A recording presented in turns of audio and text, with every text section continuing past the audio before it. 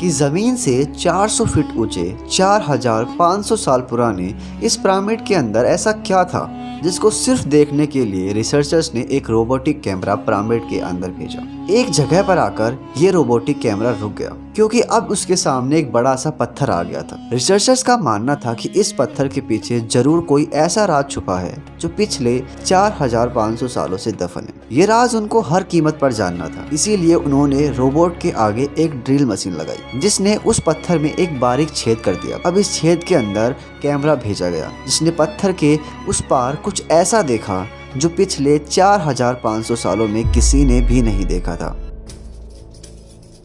Egypt में total 138 ऊंचे pyramids मौजूद हैं जिन्होंने पिछले हजारों सालों से तेज भूकंप और कई खतरनाक तूफानों का सामना किया है। लेकिन शॉकिंग बात यह है कि उनको कुछ भी नहीं हुआ, वो इधर से उधर भी नहीं हुए। इनमें से सबसे ऊंचा और बड़ा पिरामिड है द ग्रेट पिरामिड ऑफ गिजा।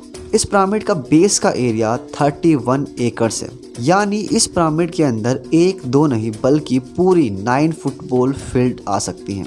एक एस्टिमेट के हिसाब से इस पिरामिड के अंदर टोटल 23 लाख बड़े बड़े पत्थरों का इस्तेमाल किया गया है, जिनमें से कई पत्थरों का वजन तो 50 टन भी है। मगर इसके टोटल वजन का अंदाजा लगाया जाए तो इस पिरामिड का वजन 60 लाख टन है। लेकिन इतने ऊंचे और आलीशान पिरामिड्स बनाने का आखिर मकसद क्या था? हजारों साल पहले जब कोई टूल्स मौजूद नहीं थे तब इन पिरामिड्स की दीवारों को कैसे इंच बाय इंच लेवल किया गया होगा और कैसे 50 टन वजनी पत्थरों को स्क्वायर शेप में काट कर बगैर फ्रेम के ही 400 फीट ऊंचाई तक पहुंचाया गया होगा। इनको बनाने में ऐसे कौन से इंजीनियर्स का हाथ था जिन्होंने इन पिरामिड्स को अर्थक्वेक प्रूफ के साथ साथ इनकी चारों साइड्स को एग्जैक्टली 51.5 डिग्री के एंगल पर सेट किया? यह सब आप जान सकेंगे आज की इस वीडियो में, तो आइए शुरू करते हैं।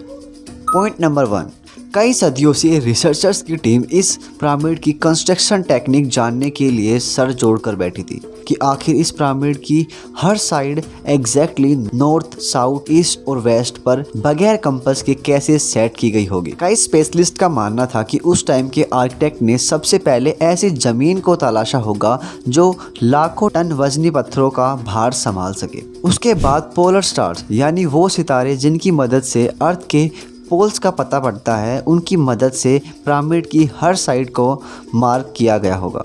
ना कोई कंपास और ना कोई ऑप्टिकल इंस्ट्रूमेंट, सिर्फ इस बेसिक टेक्निक से हजारों साल पहले इस पिरामिड की डायरेक्शन सेट की गई और वो भी 0 एरर्स के साथ। पॉइंट नंबर 2, सबसे बड़ा चैलेंज था इस जमीन का लेवल करना। जिस 13 एकड़ जमीन पर इस पिरामिड को बनाना था उसका लेवल थोड़ा सा भी आउट होता तो इस 23 लाख पत्थरों के इस पहाड़ का खड़ा होना बिल्कुल भी मुमकिन नहीं था। अब इस जमीन का लेवल करने के लिए उस टाइम के इंजीनियर्स के पास ना ही कोई लेजर लेवलर था और ना ही कोई बबल लेवलर था। एक्सपर्ट्स का मानना है कि कंस्ट्रक्शन साइट के चारों साइड पर गड्ढा करके उसमें पानी डाला गया होगा और फिर एक साइड के पानी को दूसरे साइड के पानी से मैच किया गया होगा। जो जमीन का हिस्सा पानी के लेवल से मैच नहीं कर रहा होगा उसे छेनी और हथौड़ी की मदद से काट कर लेवल किया गया होगा। पॉइंट नंबर 3, अब पिरामिड कंस्ट्रक्शन साइट पर डायरेक्शन भी सेट थी, मार्किंग भी हो चुकी थी और जमीन का लेवल भी सेट था। अब बारी थी कंस्ट्रक्शन स्टार्ट करने की, जिसके लिए लाखों टन वजनी पत्थर और बड़े पत्थर रिक्वायर्ड थे। लेकिन ये पत्थर काटने के लिए ना ही उनके पास ग्राइंडर थे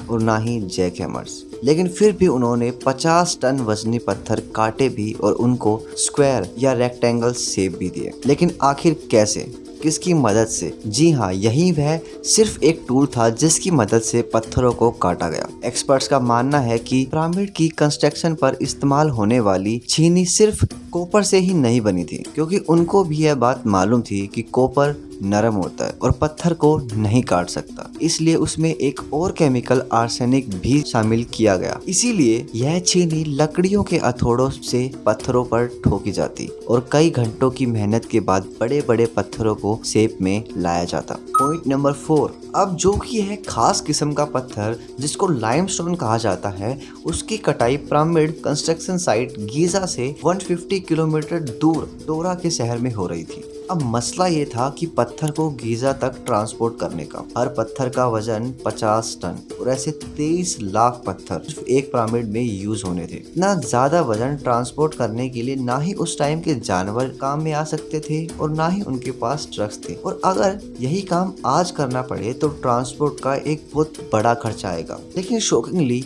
ये काम वर्कर्स और शिप्स के मदद से ही किया गया। डोरा और गीजा के बीच में मौजूद रिवर का फायदा उठाया गया और बड़ी बड़ी शिप्स में पत्थर लाद कर पिरामिड साइट्स पर पहुंचाए गए। एक्सपर्ट्स का मानना था कि ये काम इतना आसान नहीं था। शिप्स में इतने बड़े पत्थर की लोडिंग और अनलोडिंग के काम में ही 500 वर्कर्स की आर्मी एक वक्त पर लगाई गई होगी। पॉइंट नंबर 5, जो एक्सपर्ट्स की टीम इस कंस्ट्रक्शन साइट पर रिसर्च कर रही थी, उनको अपने कई सवालों के जवाब मिल चुके थे, लेकिन एक बात उनको हर वक्त सता रही थी कि लाइमस्टोन कट भी गया, ट्रांसपोर्ट भी हो गया और कंस्ट्रक्शन के दौरान एक दूसरे के ऊपर लगना भी शुरू हो गया। लेकिन प्रॉब्लम ये थी कि पत्थर इतनी ऊंचाई तक आखिर पहुंचाए कैसे गए होंगे। एक्सपर्ट्स का मानना है कि पिरामिड की कंस्ट्रक्शन से पहले ही यह प्लान कर लिया गया होगा, यह स्पाइरल ट्रैक के जरिए ऊपर गए होंगे या फिर जिग-जैग तरीके से।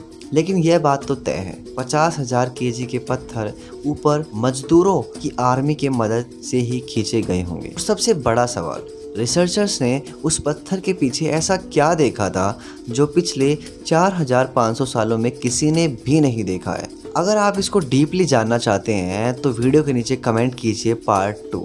Thank you everyone for watching this video. अगर आपने अभी तक चैनल को सब्सक्राइब नहीं किया है तो चैनल को सब्सक्राइब कर लीजिए।